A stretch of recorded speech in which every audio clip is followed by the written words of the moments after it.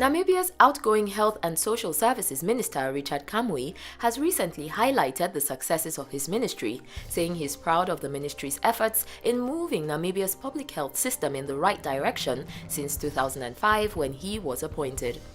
Mr. Kamui talked about taking up his designation at a crucial time when the country was battling a major malaria outbreak which took about 1,700 lives. According to the health minister, figures had dropped to 36 deaths in 2011.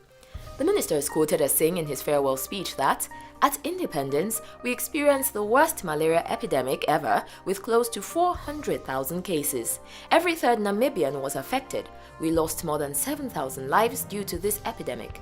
He added, "I was called when it was the climax of malaria pandemic, but we won the battle. It was a time when everyone was affected." The minister's statistics tally with those of the World Health Organization presented at the launch of the Wipe Out Malaria campaign in 2010, which states that malaria deaths in Namibia dropped by an impressive 90% between 2001 and 2008. Statistics also indicate that the number of malaria cases treated in hospitals have also fallen by 77% from 41,000 to 5,200 between 2001 and 2008. The minister encouraged ministerial staff to review the ministry's organizational structure regularly to be able to stay relevant in the face of evolving health situations. He also noted that the country has experienced a rising epidemic of non-communicable diseases such as high blood pressure, strokes, diabetes, and emotional problems. He's quoted as saying, "We have to continue paying high attention to the unfinished business of communicable diseases. HIV/AIDS still remains a challenge."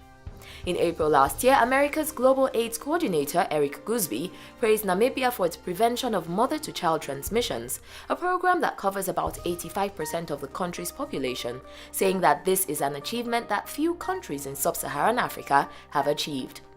The outgoing health minister also talked about his ministry's efforts to address skill shortages, saying that the ministry established 6 training network centers, which have produced more than 2,000 enrolled nurses and midwives, 149 pharmacist assistants, 63 environmental health assistants, 22 radiography assistants, and 18 medical lab technician assistants since 2005.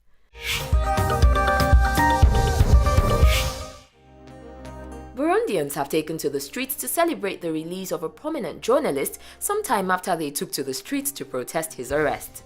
Citizens sang and danced in the country's capital, Bujumbura, as Bob Rugurika entered the city on Thursday the 19th after he was freed on bail. Mr. Rugurika was arrested about a month ago after his station, African Public Radio, commonly known as RPA, broadcasted what seemed like the confession of a man who claimed to be one of the killers of some nuns in a case that shocked the country. Authorities charged him with complicity and releasing confidential information and arrested him, prompting a wave of protest across a city not known for strong anti-government sentiments.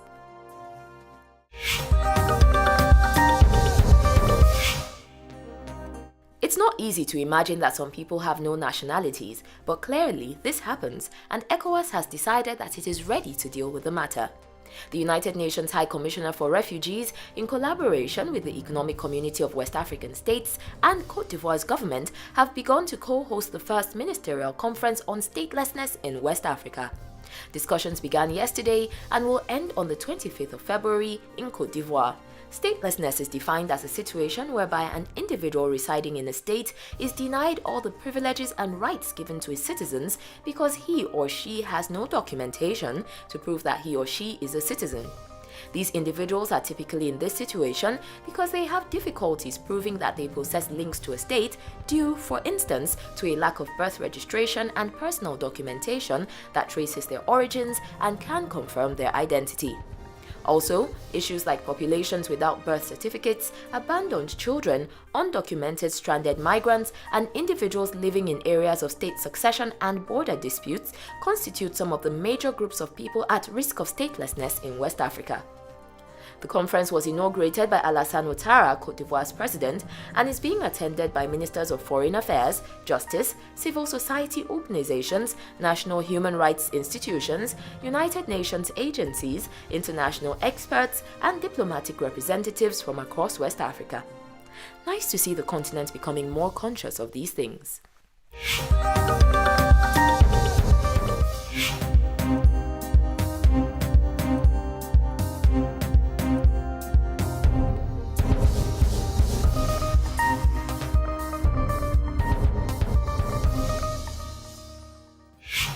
And now guys, it's time for us to take a quick break, but not to worry, when we get back, we've got sports and we've got Around Africa.